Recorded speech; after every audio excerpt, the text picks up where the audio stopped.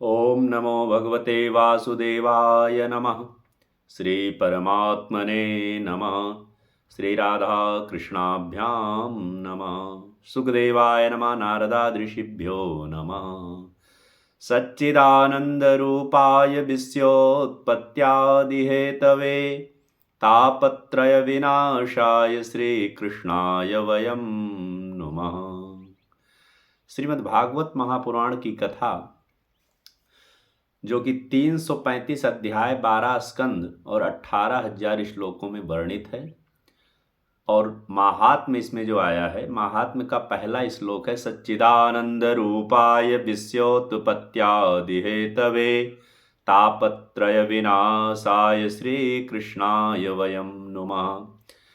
भगवान नारायण श्री कृष्ण जो सतचित और आनंद घन स्वरूप हैं, अर्थात सच्चित और आनंद के परिपूर्णतम रूप भगवान नारायण, और जिनकी ही कृपा प्रसाद से इस सृष्टि की उत्पत्ति, पालन और लय होता है, अर्थात इन तीनों के कारण है भगवान श्री कृष्ण।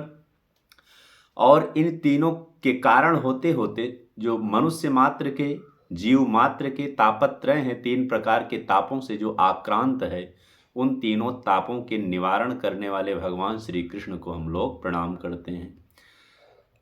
भौतिक, आध्यात्मिक और दैविक 3 प्रकार के जो ताप हैं, जो जीव को हमेशा नित्य निरंतर अपने ताप से क्लेश प्रदान कर रहे हैं, उन तीनों तापों के निवारण के लिए श्रीमद् भागवत महापुराण की कथा का वर्णन आता है, जिसके श्रवण करने मात्र से जीव का जो आत्यांतिक और परम धर्म है, जीव मात्र का परम धर्म है मुक्ति को प्राप्त कर लेना।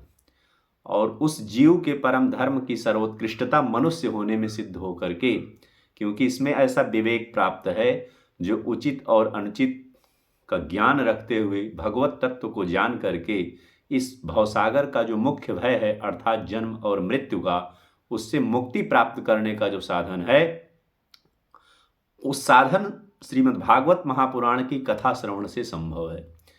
क्यों संभव है? क्योंकि मात्र एक ऐसा पुराण श्रीमद् भागवत महापुराण जो भक्ति, ज्ञान और वैराग्य को पुष्ट करके भागवत आपको बना देगा, अर्थात भगवान के लिए आप हो जाओगे, भगवान के हो जाओगे। और भगवान के हो जाने का मतलब आप भगवान की शरण में हो गए और आवागमन से मुक्त हो गए। तो महात्म की कथा में सर्वप्रथम वर्णन महात्म का ही होता है, अर्थात उस कथा का श्रवण हमें सर्वप्रथम पहले कर लेना चाहिए कि हम जिस कथा का श्रवण पूर्ण रूप से, विस्तारित रूप से करने चल रहे हैं, उसका आशय क्या है, उस कथा के प्रति हमारी श्रद्धा दृढ़ हो जाए। और दृढ़ श्रद्धा, विश्वास के साथ जब हम कथा का श्रवण करते हैं तो उसका सम्यक फल प्राप्त होता है। कथाओं को आप लोगों ने बहुत बार सुना होगा, सभी लोगों ने सुना है, लेकिन कथा का सम्यक फल आपको तब तक नहीं प्राप्त हो सकता है जब आप कथा श्रवण करने के उद्देश्य से उद्देशित होकर के नहीं सुनेंगे। महात्म्य बताता है कि आखिर हमें श्रीमद् भागवत महापुराण की कथा का श्रवण क्यों करना चाहिए और कैसे करना चाहिए, कब करना चाहिए। ये श्रीमद् भागवत महापुराण के महात्म्य में वर्णित है सब कुछ। यदि महात्म्य की कथा आपके मन में दृढ़ता से बैठ गई, तब तो आप श्रीमद् भागवत महापुराण के फल को सम्यक प्राप्त कर सकते हैं। अन्यथा ये पारमहंसी संहिता है, इसमें उसके तत्व को समझ पाना सामान्य जन के बस की बात नहीं है। ये पारमहंसी संहिता, इसमें परम तत्व निगूढ़ है, परम तत्व इसमें छुपा हुआ है। परम तत्व क्या है? श्रीमन नारायण भगवान, आदि पुरुष श्री कृष्ण जी, उनके तत्व को जानना। और उनकी माया में रहते हुए हम लोग माया के संसार में रहते हैं और माया हमारी बुद्धि पे आच्छादित है, पर्दा किए हुए। तो इतना आसान नहीं है कि श्री भगवत तत्व को समझ लिया जाए और कथा में नाच गाना कर देने मात्र से हम भगवान की भक्ति को प्राप्त कर सकते हैं। सर्वप्रथम जो वर्णन आया है, भक्ति, ज्ञान और वैराग्य का ही वर्णन आया है कि इसका वास्तविक स्वरूप क्या है। क्या कहीं जाके नृत्य करने लगना ये भक्ति है, और किसी चीज़ को बहुत विधि विधान से कर लेना ये ज्ञान है, और किस चीज़ से व्यामोहित हो जाना या उससे मुक्त हो जाना वैराग्य आखिर कहाँ किसको जाता है। सर्वप्रथम इसको जानना है कि हम किस प्रकार की भक्ति, ज्ञान और वैराग्य को पुष्ट करने की बात इस महात्म्य में बताई जा रही है। जब हमें ये पता हो जाएगा कि हमें किस प्रकार की भक्ति और ज्ञान और वैराग्य के विषय में बताया जा रहा है, तब हम उस पर सतत प्रयास करके उस उद्देश्य को प्राप्त कर सकते हैं। अभी तो हम लोग केवल व्यामोहित हैं कि केवल एक आयोजन कर देना, भागवत श्रवण कर लेना है। यदि ऐसा हुआ होता तो मुझे तो लगता है कि आए दिन ही भागवत हो रहे हैं, सभी लोग अभी तक मुक्ति को प्राप्त कर लिए होते और जो धुंधकारी रूप प्रेत हर घर में व्याप्त है उस प्रेतत्व से मुक्ति हो गई होती। लेकिन ऐसा नहीं है, क्योंकि आयोजन मात्र भागवत कथा नहीं है। श्रवण करने की विधि, ज्ञान और वैराग्य की पुष्टि और भक्ति से समन्वित होकर के जब हम सतत अभ्यास करते हैं तब जाकर के मुक्ति प्राप्त होती है। मुक्ति प्राप्त होना बहुत कठिन भी है और बहुत आसान भी है। तो यदि आप उस विधि में सम्यक अपने को निवेशित कर लिए तो वास्तव में बहुत सरल है। और नहीं निवेशित कर पाए, केवल ढोंग मात्रैक जीवनम हो गया, तो केवल बस ऐसे नाचते रहोगे, वो माया का पर्दा पड़ा रहेगा और नाचते रह जाएगा, कुछ भी नहीं होने वाला है। तो उसी क्रम में हम लोग भक्ति और ज्ञान वैराग्य को समझते हैं ये क्या है। सर्वप्रथम ये मान के चलिए कि भक्ति, ज्ञान और वैराग्य ये तीनों एक दूसरे के पूरक कॉम्प्लीमेंट हैं। बिना किसी एक की पुष्टि संभव नहीं है। जिस प्रकार एक स्त्री की वात्सल्यता तब संभव है जब उस पुत्र उत्पादन करेगी या संतान की उत्पत्ति करेगी, तभी उस स्त्री को मातृत्व संज्ञा प्राप्त होगी। उसी प्रकार भक्ति की भक्ति संज्ञा तब पुष्ट होती है जब उस भक्ति में ज्ञान और वैराग्य रूपी संतान उसकी उत्पन्न हो जाए। तो कहने का आशय है कि कौन सा ज्ञान हमें प्राप्त करना है, किस ज्ञान की बात की जा रही है। उस ज्ञान की बात की जा रही है जो इस संसार के निर्माण से लेकर के स्थिति और प्रलय पर्यंत की स्थितियां कैसे बनती हैं, अर्थात उस ईश्वर को जानने की बात यहाँ पर की जा रही है। और वैराग्य का आशय क्या है? वैराग्य है जो इस संसार में हमारा राग स्थापित हो गया है, शारीरिक संबंधों के जो बंधन स्थापित हो गए हैं, इस राग को हमें वैराग्य में परिवर्तित करना है। अर्थात उस विशेष राग को हमें भगवान नारायण के प्रति समर्पित करना है जो इस संसार के मूल हैं। हमारा अस्तित्व तब है जब हम मूल से जुड़े हुए हैं, और जब हम मूल से विमुख हो गए तो हमारे अस्तित्व की कल्पना भी नहीं रह सकती। जिस प्रकार एक वृक्ष है और फल का अस्तित्व तब तक है, फल की पुष्टि तब तक है, फल की वृद्धि तब तक है जब तक वो वृक्ष से जुड़ा हुआ है और उसकी जड़ में पोषण प्राप्त हो रहा है। अन्यथा उस फल का अस्तित्व खत्म हो गया, उसका जीवन अंत हो गया। तो यही बात इस भागवत महापुराण में भक्ति और ज्ञान वैराग्य की कथा के माध्यम से बताया जा रहा है कि जीव को किस प्रकार अपने ज्ञान को पुष्ट करना है, अर्थात ईश्वर तत्व को जानना है, और उसके बाद इस संसार में अपने दायित्वों का तो निर्वहन करना है, लेकिन इसमें राग से युक्त नहीं होना है, अर्थात आसक्त नहीं होना है। किस प्रकार नहीं होना है? जिस प्रकार मधुमक्खी पराग लाती है और शहद इकट्ठा करती है, और शहद की एक भावना ऐसी होती है कि मक्खी अन्य जीव जब उस शहद को खाने के लिए प्रविष्ट होता है तो बड़ी सावधानी से यदि उस शहद को खा लिया तब तो संभव है, अन्यथा थोड़ी सी भी लापरवाही किया तो शहद का ये गुण है कि उसके पंखे को उसी में आकृष्ट कर लेगा और ऐसा चिपका देगा कि उससे निकलना मुश्किल हो जाता है और उसी में विनिष्ट हो जाता है। इसी राग से हम लोगों को मुक्त होकर के भगवान नारायण के प्रति इस संसार के प्रति वैराग्य उत्पन्न करके राग को स्थापित करना है, विशेष राग ईश्वर के प्रति अर्थात उस मूल के प्रति। और संसार का उद्देश्य मात्र इतना है कि जो इस शरीर एक साधन के रूप में प्राप्त है और इस संसार के साधन से हम लोग समन्वित होकर के उस तत्व को जान जाएं, भगवत प्राप्ति करने। इसको कहते हैं जीव मात्र का परम धर्म। और जो हम लोग सांसारिक कर्म कर रहे हैं ये हमारा धर्म है, इसको कहते हैं युग धर्म कह लीजिए, भौतिक धर्म कह लीजिए, और अपने दायित्व का धर्म कह लीजिए। स्त्री पुत्रों का भरण पोषण करना, शरीर की सुरक्षा करना, ये लौकिक धर्म है। और परम धर्म क्या है? इस साधन के माध्यम से हमें ईश्वर को प्राप्त कर लेना, इसको कहते हैं परम धर्म। तब उसी की यहाँ पर विस्तार से चर्चा की गई है श्रीमद् भागवत महापुराण में। तो भागवत महापुराण में कहते हैं, सौनक जी महाराज कह रहे हैं सूत जी महाराज से। सूत जी महाराज उस समय वेद पुराण आदि के सारांश तथा पुराण के प्रवचनकर्ता में श्रेष्ठ थे। तो सौनक जी नैमिषारण्य क्षेत्र में जब एक सभा या एक आयोजन होता है तो सौनक जी महाराज जो 88,000 ऋषियों के साथ उनके प्रमुख प्रतिनिधि के रूप में विराजमान हैं, और सौनक जी महाराज हाथ जोड़ करके सूत जी महाराज से प्रश्न करते हैं, प्रार्थना करते हैं। क्या करते हैं? अज्ञान ध्वांत विध्वंस कोटि सूर्य समप्रभ सूताख्या ही कथा सारम मम कर्ण रसायनम। जो मेरे कर्ण में रसायन के रूप में प्रविष्ट होगा और हमारी समस्त सुप्त इंद्रियों को जागृत करते भगवत तत्व को प्रदान करने वाला और आपका तेज कैसा है, अज्ञान ध्वांत विध्वंस कोटि सूर्य समप्रभम। जो अज्ञान हमारे हृदय में प्रविष्ट हो चुका है उसको नष्ट करने के लिए आप सूर्य के समान तेजस्वी हैं। जैसे सूर्य के प्रकट होते ही अंधकार नष्ट हो जाता है और आपकी वाणी के ज्ञान से हमारे हृदयगत अंधकार नष्ट हो जाएंगे, इस प्रकार आप ऐसा वर्णन कीजिए कि जो भक्ति ज्ञान और विराग को वृद्धि करने वाला हो और माया और मोह से निरस्त कर देने वाला है, अर्थात उसका समन कर देने वाला हो। तो कह रहे हैं कि इस लोक में इह घोरे कलौ प्रायो जीविताश्चासुरतां गतः क्लेशाक्रांतस्य तस्यैव शोधने किं परायणम। इस लोक में जो कलयुग है, घोर कलयुग है, इसमें जीव जो है आसुरी वृत्ति के हो चुके हैं।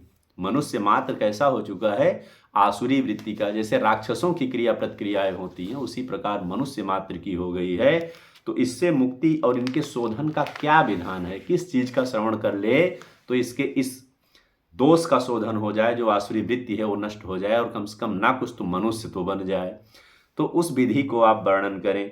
जब सूत जी महाराज से जब सौनक जी महाराज ने ऐसा प्रश्न किया तो इसके विस्तार में फिर बहुत वर्णन आता है। तो सौनक जी सूत जी महाराज सौनक जी को बताते हैं कि श्रीमद् भागवत महापुराण और उसकी महिमा में सर्वप्रथम वर्णन आता है कि राजा परीक्षित जी को ऋषि पुत्र के श्राप के द्वारा जब 7 दिन में मृत्यु का श्राप लग गया सर्पदंश से, तो राजा परीक्षित अपने समस्त राजपाट इत्यादि का त्याग करके गंगा के किनारे प्रवेश करते हैं। वहां पर जब पता लगता है कि राजा को ऐसा श्राप हुआ है तो जो जो ज्ञानी ऋषि मुनि आदि थे सब वहां पर पहुंचते हैं कि किस प्रकार राजा को हम लोग इस चीज से मुक्त कर दें। और जब सुखदेव जी महाराज वहां पर पहुंचते हैं तो सुखदेव जी इतने ज्यादा विलक्षण और वैराग्य युक्त थे, किसी प्रकार का लोभ मोह उनमें नहीं था। उनको देखते ही सारे ऋषि मुनि खड़े होकर के दंडवत प्रणाम किए।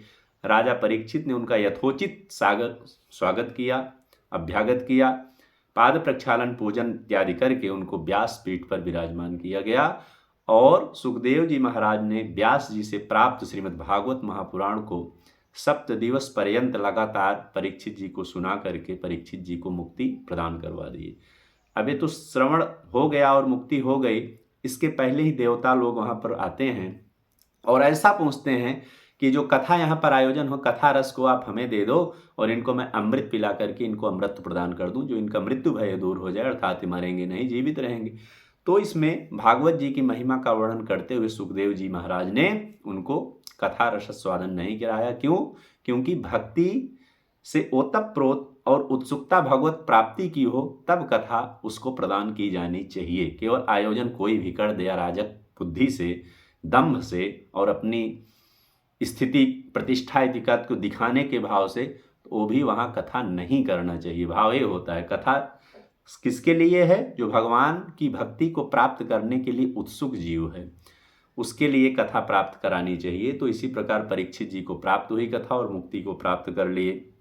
अब यहाँ पर वर्णन आता है कि नारद जी महाराज क्या हुआ, पृथ्वी पर भ्रमण करने के उद्देश्य से। क्या जानते हैं कि पृथ्वी एक सुंदर श्लोक है, अयम तो पृथ्वी म्यातो ज्ञात्वा सर्वोत्तमामिति पुष्करम च प्रयागम च काशीम गोदावरीम तथा। कह रहे हैं कि सर्वोत्तम लोक समझ करके मैं पृथ्वी पर आया। भ्रमण की इच्छा से पृथ्वी को हमने सर्वोत्तम लोक समझा और पृथ्वी पर आया भ्रमण करने के लिए। और जितने यहाँ पर तीर्थादि क्षेत्र थे उन सब का मैंने भ्रमण किया। तो भ्रमण करने के बाद उनको क्या दिखा, उनको क्या अनुभव हुआ, सबसे विशेष बात यहाँ पर आती है कि केवल कथा में भावुक हो जाना ये बात नहीं है कि कथा का उद्देश्य क्या है। यहाँ पे आपको लगातार अपने मन को बनाए रखना अनिवार्य है। तो नारद जी जब भ्रमण करने की इच्छा से पृथ्वी लोक पर इसको उत्तम लोक समझकर यहाँ पर आते हैं और समस्त तीर्थादि क्षेत्रों का भ्रमण करते हैं तो क्या देखते हैं, सत्यम नास्ति तपः शौचम दयादानम न विद्यते उदरम भरिणो जीवा पराकाह कूट भाषिणा। कह रहे हैं कि कहीं भी ना तो सत्य दिख रहा है, न तप शौच, बाहर की पवित्रता कुछ नहीं दिख रही, दया दान याद सब कुछ नष्ट हो गया है, सब कुछ नष्ट हो गया। बेचारे जीव किस चीज में अपने पुरुषार्थ को समझते हैं कि हमने तो अपने पेट भरण की व्यवस्था कर ली है। इस व्यवस्था को कर लेना ही वो अपना सबसे बड़ा पुरुषार्थ मान बैठा है कि मैंने तो भोजन कर लिया, आज मैंने तो अपने रहने के लिए एक कमरा बना लिया, एक फ्लैट बना लिया। केवल अपने जीवन चलाने की व्यवस्था को बना लेना ही वो अपना सर्वश्रेष्ठ पुरुषार्थ मान बैठा है।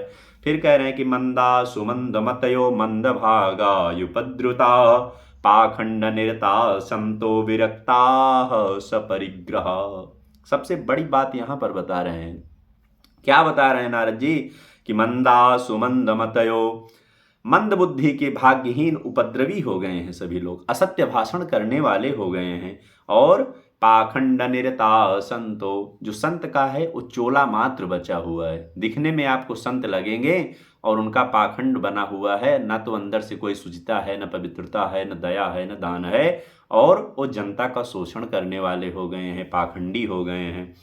विरक्ता सपरिग्रहा, और संचय करने वाले हो गए हैं धन का। धन जिसको चाहिए वो तो विरक्त हो गया है।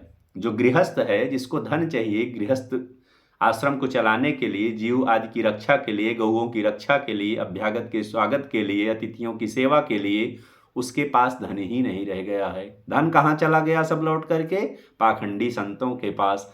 किसी भी पाखंडी संतों के पास जाओगे तो कोई 1 करोड़ की गाड़ी से चल रहा है, तो कोई इतना बड़ा बंगला बना दिया है, कोई कहने के लिए गाय के नाम पे पैसा लूट रहा है, तो कोई वेद पढ़ाने के नाम पे पैसा लूट रहा है, कोई सामूहिक विवाह कन्या के विवाहों के नाम पे पैसा लूट रहा है। यदि सभी लोग इतने अच्छे धर्म में प्रवृत्त हुए ही होते और इतनी भारी मात्रा में संतों की व्यवस्था बनी हुई है, तो ये सारे दोष भी कैसे अवशेष रह गए हैं? गरीब कैसे बना हुआ है, कन्याएं कैसे व्यभिचार में प्रवृत्त हो रही हैं, और गृहस्थ कैसे धन के लिए टूट रहा है, उसका शोषण हो रहा है इन सब माध्यमों से। तो यहाँ पे कह रहे हैं कि मंदा सुमंद मतयो मंद भागा युपुद्रुता पाखंड निरता संतो विरक्ता सपरिग्रह।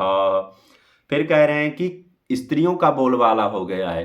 गृहस्थ में क्या हो गया? स्त्रियों का बोलबाला हो गया है, और जो बुद्धि प्रदान करने वाले हैं वो उस स्त्री के ही पक्ष के लोग हैं, श्यालको बुद्धिदायका। फिर कह रहे हैं कि इतना ही नहीं है, कन्या का तो विक्रय होना शुरू हो गया है। कन्या विक्रयणो लोभात् दंपति नाम च कलकनम। और कन्या को जैसे एक विवाह की व्यवस्था बनाई गई है, कन्या के अनुकूल सुंदर वर का अन्वेषण करके उसको प्रदान करना दान की विधि थी।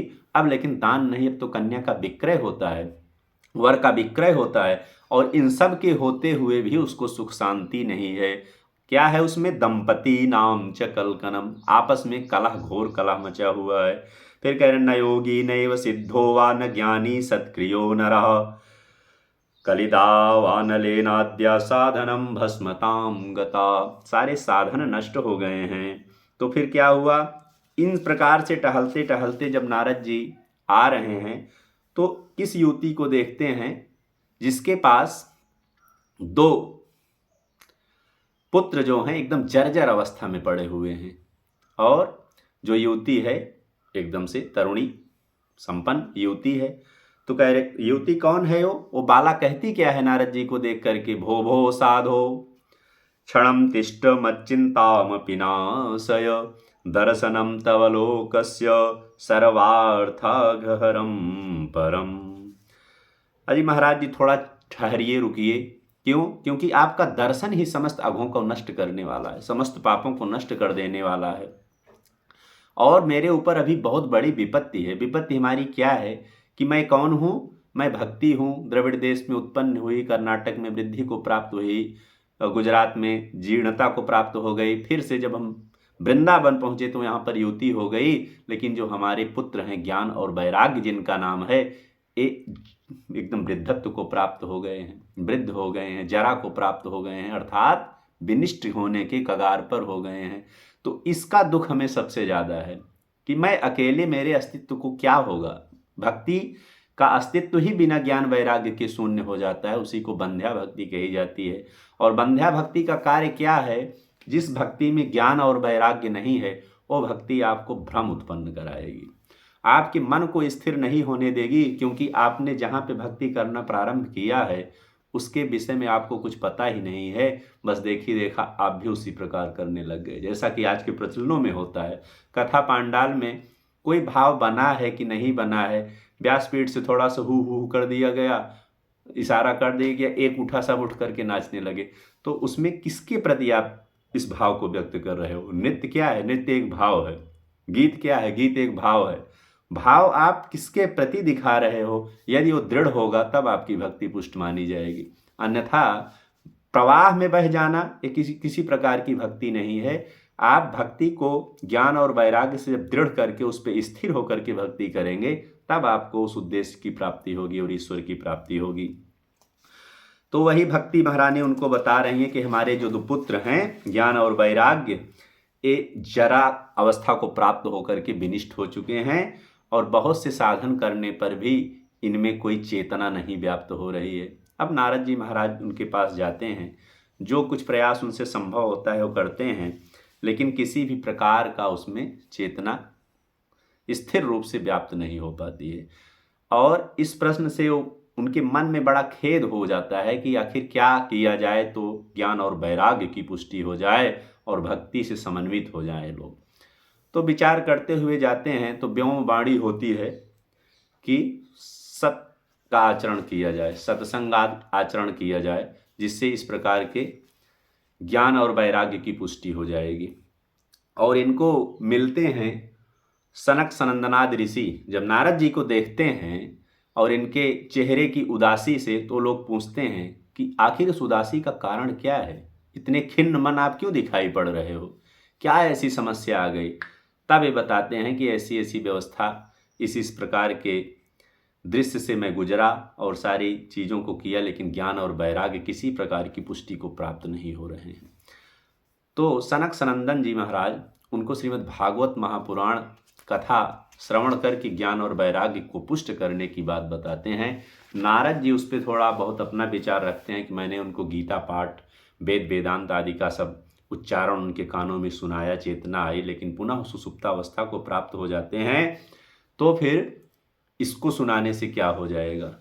तो उदाहरण से बताया जाता है उनको, उदाहरण के माध्यम से बताते हैं कि जिस प्रकार एक वृक्ष हो और उस वृक्ष में एक सुंदर सा फल फलता हो भविष्य में एक समय आने पर, लेकिन फल के स्वाद और उसकी पत्ती, टहनी और डाली के स्वाद में बहुत बड़ा अंतर हो सकता है, होगा।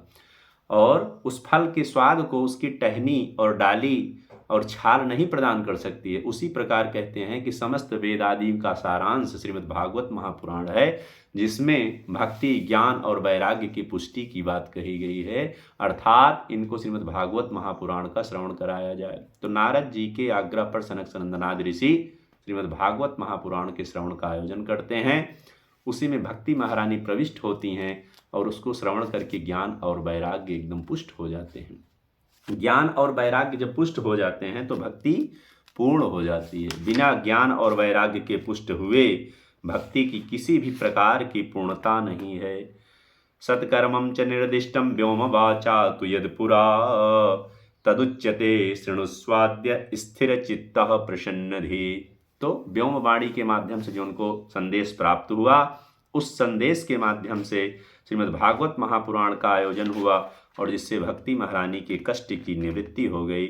और निवृत्ति होने के बाद, निवृत्ति जब हो जाती है तब उसके बाद भागवत जी की महिमा का वर्णन होता है। भागवत जी की महिमा क्या है? श्लोकार्धम श्लोकपादम व नित्यम भागवतोद्भवम पठस्व स्वमुखे नैव यदीक्षसी पराम गतिम।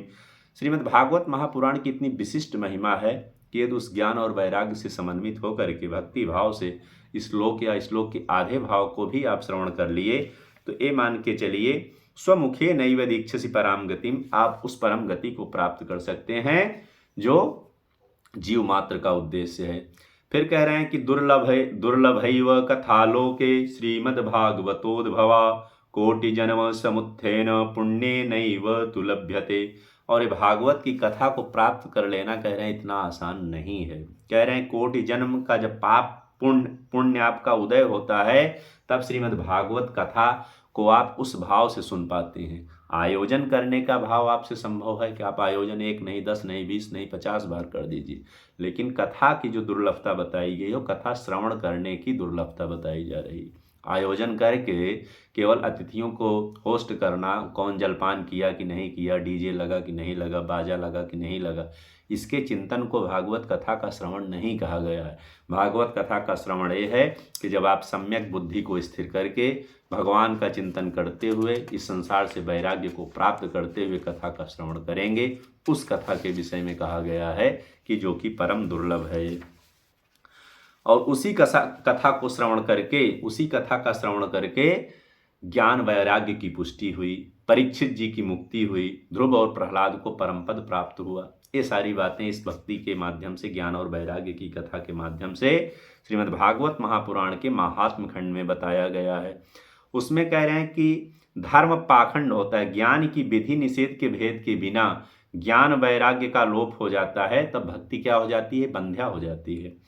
और अस्थिर मन की स्थिति में भव सागर में डुबाने वाली बुद्धि आपको प्राप्त हो जाएगी। जिस भक्ति को आप भक्ति मान रहे हैं, जिसमें न तो किसी प्रकार की विधि का ज्ञान है, न तो सांसारिक वैराग्य है, वो भक्ति आपको भव सागर में डुबाएगी, अर्थात इसी संसार में नृत्य कराएगी।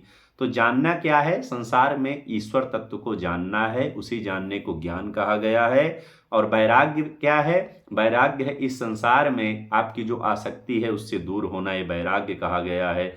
तब उत्पन्न होगी शाश्वत भक्ति, जो आपको इस आवागमन और जन्म मरण से मुक्त करा के मोक्ष पद को प्राप्त कराएगी। जय श्रीमन नारायण, जय जय श्री राधे।